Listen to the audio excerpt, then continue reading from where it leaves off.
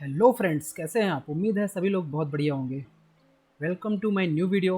आप सभी का स्वागत है। वीडियो शुरू करने से पहले मेरे वीडियो को लाइक, शेयर और सब्सक्राइब करना बिल्कुल भी मत भूलिएगा और बेल आइकन को ज़रूर प्रेस करिए, क्योंकि तभी मेरे वीडियो की नोटिफिकेशन आप सभी तक पहुंच पाएंगी। तो आज का हमारा टॉपिक बहुत ही महत्वपूर्ण होने वाला है, जैसा कि हमारे वीडियो में रहता है। तो आज का टॉपिक है कि चाइना ने फिर से एक टेररिस्ट को यूएन में ब्लैक लिस्ट होने से बचा लिया, जैसा कि वो हमेशा ही करता आया है। कुछ भी उसमें नया नहीं है। जैसे कि उसने मसूद अजहर को भी कई बार बचाया था, लास्ट में जाके कई बार प्रेशर इंडिया ने, यूएस ने और भी कंट्रीज़ ने डाला, तब बड़ी मुश्किल से उसको ब्लैक लिस्ट किया गया।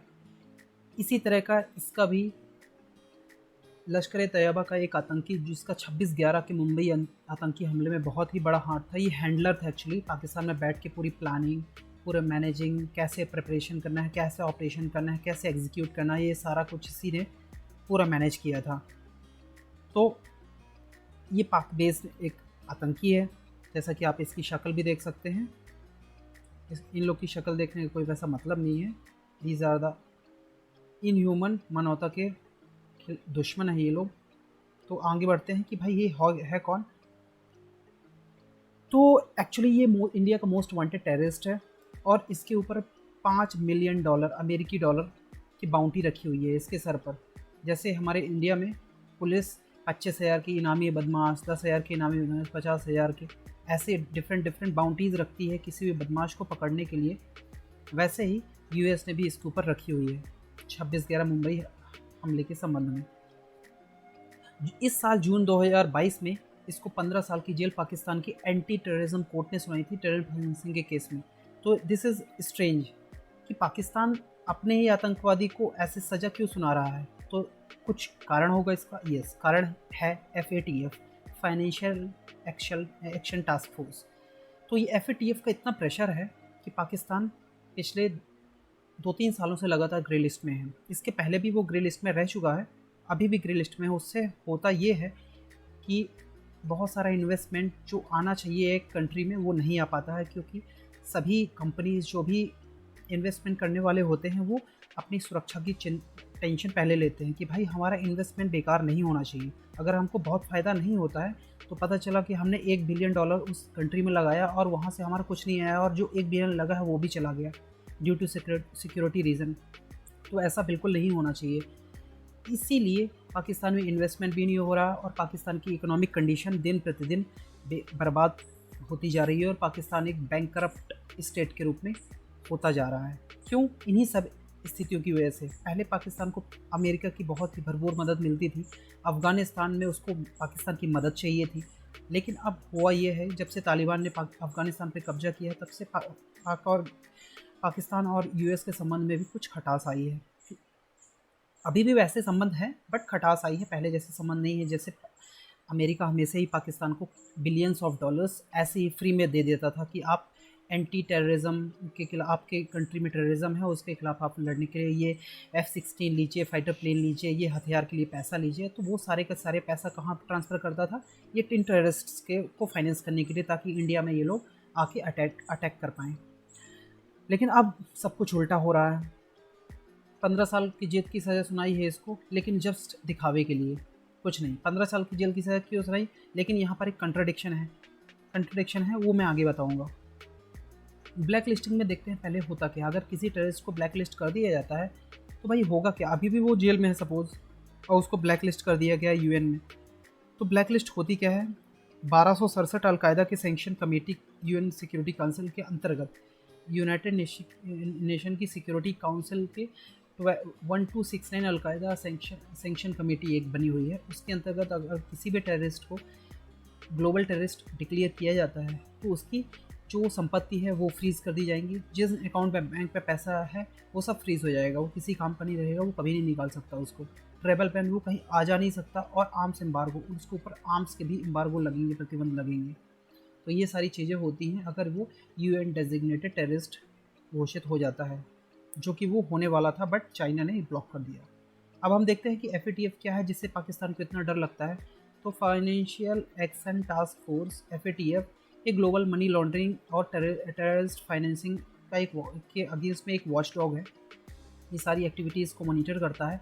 इंटर गवर्नमेंटल एक बॉडी सेट है जो सारे स्टैंडर्ड्स, इंटरनेशनल स्टैंडर्ड्स को फॉलो करता है और ताकि जिससे इलीगल एक्टिविटीज़ और ना हो पाए और सोसाइटी को हार्म ना पहुंच पाए। तो ये बहुत ही इंपॉर्टेंट है। इसका हेडक्वार्टर है पेरिस, फ्रांस में। करंटली इसमें 39 मेंबर कंट्रीज़ हैं, 37 एक्चुअली कंट्रीज़ हैं, 2 ऑर्गेनाइजेशन हैं। आगे बढ़ते हैं कि चाइना ऐसा कर क्यों रहा है। चाइना इसलिए ऐसा कर रहा है, उसके पहले हम देखेंगे कुछ और एग्जांपल्स, किसको किसको चाइना ने रोका है। पिछले महीने ही चाइना ने एक प्रपोजल यूएस और इंडिया दोनों का था कि ब्लैक लिस्ट करना है किसको, अब्दुल रऊफ़ अज़हर, जो कि ब्रदर है जैश ए मोहम्मद के चीफ मसूद अजहर का। ओके, इसको भी ब्लैक लिस्ट करना था, लेकिन चाइना ने होल्ड पे डाल दिया, इसको भी वीटो कर दिया, ब्लॉक कर दिया। जून इस साल ही चाइना ने फिर से वीटो किया। लास्ट मोमेंट पे इंडिया और यूएस की बिड थी। इंडिया यूएस ने प्रपोजल को आगे बढ़ाया था कि पाकिस्तानी टेररिस्ट अब्दुल रहमान मक्की को, जो ब्रदर इन लॉ है किसका, हाफिज़ सईद, जो मास्टरमाइंड था 26/11 आतंकी हमले का, मुंबई हमले का।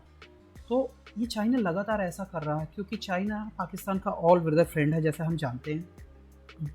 कुछ रीजंस है, जैसे China Pakistan economic corridor. China का जो व्यापार है वो बिल्कुल CPEC एक गेम चेंजर होने वाला चाइना के परस्पेक्टिव से अगर हम देखें तो, अगर ये सक्सेसफुल रहा तो, क्योंकि चाइना को जो अरेबियन सी का एक्सेस है वो सीधा ईजिली मिल जाएगा। जो अभी तक उसको घूम के आना पड़ता था साउथ चाइना सी, फिर आना पड़ता था यहाँ से इंडियन ओशन, बंगाल की खाड़ी, इंडियन ओशन, इसके पूरा बहुत लंबा घेरा उसके लिए पड़ता था, लेकिन अब उसके लिए डायरेक्ट एक्सेस हो गया है पाकिस्तान के थ्रू। तो इसलिए वो ऑल वेदर फ्रेंड की तरह ट्रीट करता है। दोनों ही एंटी इंडिया है, जैसा कि आप जानते हैं। पाकिस्तान लगातार सीज़ फायर को उल्लंघन करता रहता है और बॉर्डर्स पे फायरिंग करता है, टेररिस्ट भेजता है जम्मू कश्मीर के अंदर। और सेम चीज़ चाइना के केस में भी है, जैसे गलवान वैली में चाइना को मुंह की खानी पड़ी थी, हालांकि उसने ये दुस्साहस किया था हमारे सैनिकों को, लेकिन हमारे सैनिकों के शौर्य के आगे उसकी एक भी न चली और हमारे सैनिकों ने उसको ठीक ठाक सबक सिखा दिया था। तब से वो अब तक बॉर्डर में लगा हुआ है, लेकिन वो कर कुछ नहीं पाएगा, लेकिन कोशिश तो करेगा ही भाई। तो उस कोशिश कैसी है, पाकिस्तान को अपने साथ में लो और इंडिया के खिलाफ एक्टिविटी को प्रमोट करो। तो इंडिया पाकिस्तान को वो एक टूल के रूप में यूज़ करता है, क्योंकि वो जानता है कि पाकिस्तान की economic condition is not right. तो वो लोन प्रोवाइड करता है 1 बिलियन 2 बिलियन जब भी पाकिस्तान क्राइसिस में होता है। सो जब तो उसके चाइना के लिए 1-2 बिलियन कुछ भी नहीं है, क्योंकि उसके पास रिजर्व ही $3.5 ट्रिलियन का है। $1 ट्रिलियन 1000 बिलियन के बराबर है। तो उसके लिए 1-2 बिलियन डॉलर कुछ भी नहीं है। तो पाकिस्तान को बढ़िया टूल की तरह यूज़ कर रहा है और चाइना और पाकिस्तान यूज़ हो रहा है। तो this is all about our video. So video आपको अच्छा लगा हो तो लाइक, शेयर एंड सब्सक्राइब करना बिल्कुल भी मत भूलिएगा, क्योंकि उससे मुझे बहुत ही मोटिवेशन मिलता है और मैं ऐसे ही बहुत सारे इन्फॉर्मेटिव वीडियो आप सभी के लिए लाता रहूँगा। सो वीडियो एंड करने के पहले चलिए देखते हैं क्विज़ आज का, कि जो FATF के बारे में हमने इतनी बात की, हमने उसका ऑर्गेनाइजेशन देखा, हमने उसके ऑर्गेनाइजेशन कंट्रीज़ देखी कितनी कंट्रीज़ हैं, तो इसको कब बनाया गया था और किस ऑर्गेनाइजेशन ने इसको बनाया। तो आपके पास 4 ऑप्शंस है। 1987 G20 ने बनाया, 1999 में G7 ने बनाया, 2007 में G20 ने बनाया, या 1989 में G7 ने बनाया। आप वीडियो को पॉज करिए, इसका आंसर कमेंट बॉक्स पे दीजिए, मैं इसका आंसर तुरंत देता हूँ। इसका आंसर है 1989 G7। G7 कंट्रीज़, क्योंकि G7 countries is a powerful country, क्योंकि US जितने भी डेवलप्ड कंट्रीज़ हैं उनका ग्रुप है ये।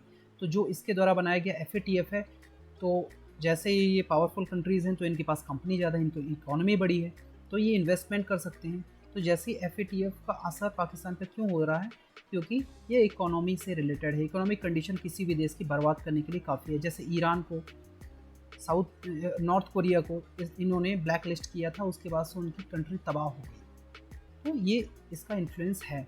तो इसलिए पाकिस्तान जस्ट चेहरा अपना छुपाने के लिए थोड़े थोड़े एक्ट करता रहता है, बट उसके एक्ट को दुनिया जानती है कि ये सब दिखावे के लिए है, कुछ भी रियलिटी में नहीं हो रहा है। So this is all about the video. So I hope you like this video. So thank you so much. God bless you all.